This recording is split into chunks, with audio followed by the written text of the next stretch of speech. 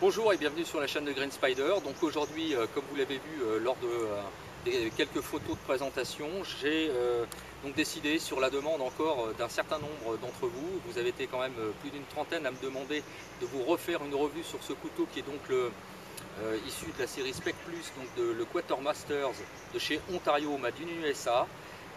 Donc voilà, je vous présente aujourd'hui ce couteau.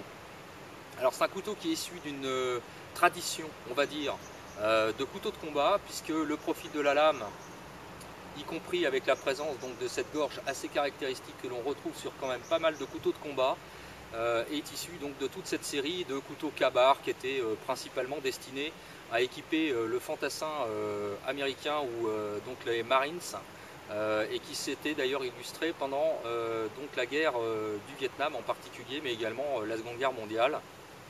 Donc c'est issu d'une tradition véritablement guerrière.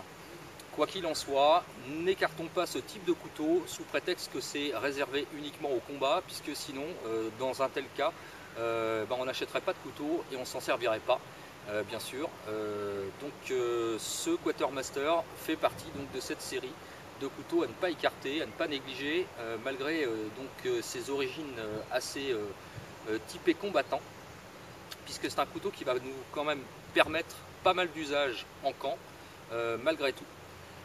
Donc c'est un couteau qui fait 27 cm 5 pour être très précis au niveau de la longueur. On est sur un manche qui fait 12 cm de longueur pour une lame totale de 15 cm et un tranchant utile de 14,5, c'est-à-dire que juste en dessous du ricasso et jusqu'à la pointe, on a 14 cm,5 de tranchant utile. Équipé également d'un contre-tranchant sur le dessus qui fait à peu près 4 cm. Donc là par contre ce sera un petit peu plus délicat, on va dire, si on veut faire du bâtonnage. N'oublions pas quand même que pour le bâtonnage, si on n'a rien d'autre que ça, le couteau fera, comme on dit, son taf, son boulot.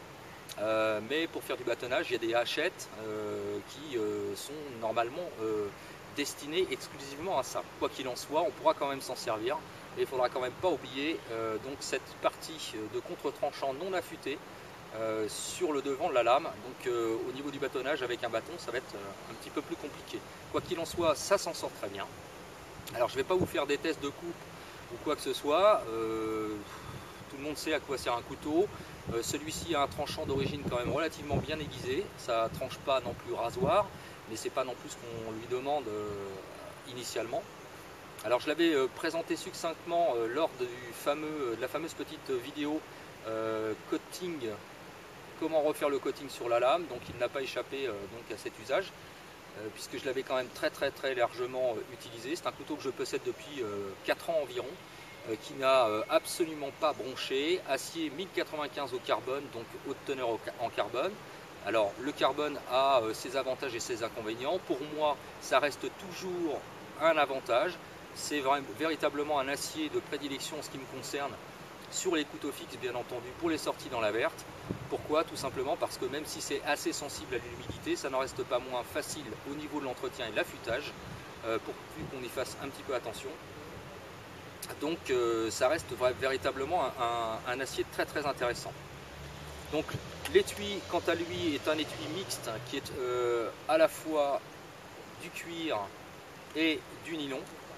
Alors c'est assez caractéristique d'ailleurs chez Ontario de produire ce genre d'étui, simplement parce que ça veut garder donc justement cet état d'esprit un peu initial, un peu d'origine, qui est celui de la vocation à couteau de combattant, avec donc ce fameux rappel de toute la série des Ka-Bar.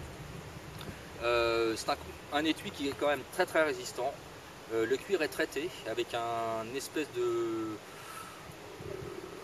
revêtement sur le cuir, donc ça ne bouge pas véritablement au niveau de l'humidité. C'est un couteau et un étui que j'ai quand même porté très largement, donc il est loin d'être neuf, bien entendu. Il a quand même subi quelques dommages. Quoi qu'il en soit, il reste un étui véritablement fiable. Alors au niveau de la rétention, on peut aussi bien le porter gaucher que droitier, puisque en fait la lame, il n'y a pas d'empreinte véritablement à l'intérieur, donc on peut à loisir changer au niveau de la lame. Et puis le rappel sur la garde sur le devant, ici, et à l'extrémité sur le haut, avec un système également de rétention, ce qui fait que le couteau va rester parfaitement en place. Alors un seul et unique système de port, bien entendu, comme je vous le disais, c'est initialement un couteau de vocation de combat, donc à placer largement sur le ceinturon.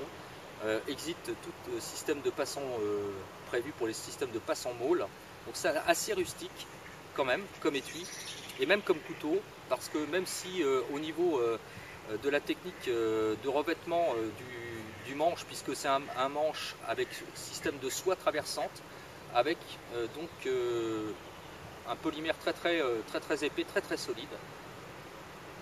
Donc même si c'est au niveau technique un petit peu plus évolué que toute la série des Ka-Bar avec le manche avec des systèmes de rondelles de cuir emboîtées, ça reste quand même assez rustique hein, au niveau de l'ensemble, et c'est pas pour déplaire, en tout cas en ce qui me concerne. Donc c'est un couteau véritablement à garder en tête si on veut s'offrir quelque chose d'un petit peu martial et qui pourra quand même remplir pas mal de fonctions sur le camp. Voilà. Quoi dire d'autre? Eh bien, simplement qu'il pèse uniquement 250 grammes. Quand je dis uniquement, c'est pas très lourd, 250 grammes. Le couteau seul, bien sûr, sans son étui. C'est très maniable. Le compromis entre rapport poids-lame et manche est quand même très bien pensé. Donc il y a un système de garde sur le devant. Donc bien sûr, au niveau du repose-pouce, pour les petits travaux, ça va être un petit peu plus compliqué. Quoi qu'il en soit, comme on peut le voir, le système remonte légèrement. Donc on a la possibilité quand même de placer son pouce comme ceci, on le tient vraiment fermement. Et donc pour les petits travaux, ça ne pose pas véritablement de problème. Il s'en sort quand même pas trop mal. Au niveau de l'épaisseur de la lame, on est de l'ordre de 4,8 mm d'épaisseur, de la base jusqu'à, bien entendu, juste avant le profilage pour le contre-tranchant non aiguisé. Agréable en main, agréable à la coupe.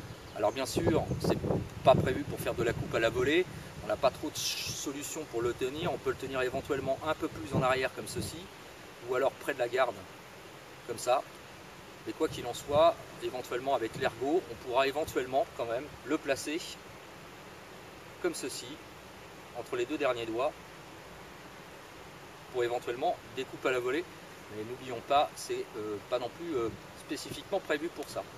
Voilà, donc j'espère que j'ai fait le tour. Pour ceux qui sont intéressés, n'écartez pas ce type de couteau, vraiment, c'est quand même très intéressant.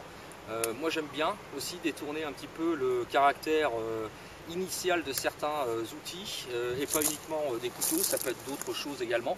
Je pense notamment au Tomahawk, qui était principalement bien sûr un outil destiné au combat de la dernière chance, qui s'était vraiment singularisé pendant la guerre du Vietnam.